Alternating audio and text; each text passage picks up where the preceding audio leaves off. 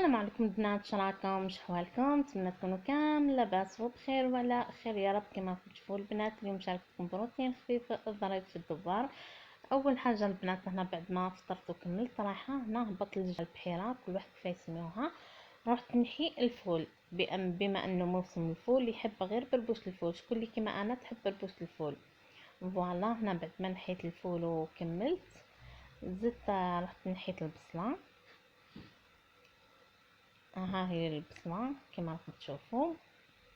فوالا هنا راني نحيتها، بعد ما نحيتها وكملت حنروح نحي الخرشف. جو بالدوالة البنات كما راكم تشوفوا، يعني ربي يبارك راهو اسمه كلشي متوفر. فوالا هنايا كما راكم تشوفوا كسست الفول والاخر وطيبت البربوشه.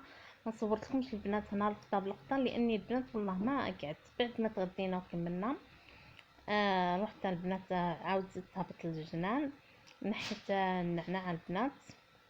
بغيت ندير التاي كما راكم تشوفوا هنايا، هاو النعناع. فوالا كما راكم تشوفوا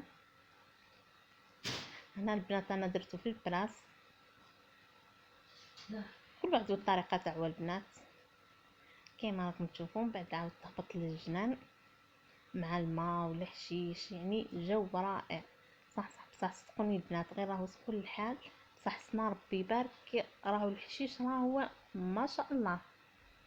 فوالا من بعد عاودت هبطت للدار، غسلنا القش تعاوننا انا وما كيما راكم تشوفوا. فوالا شكون البنات اللي كيما انا ما تقعدش خلاص غير مع التنظيف، نظفي منا هجري منا اطلعي منا اهبطي منا.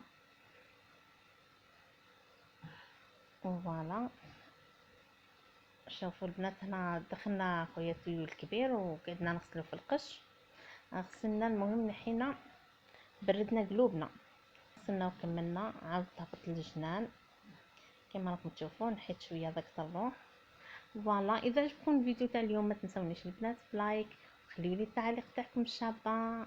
دمتم في رعايه الله وحفظ السلام.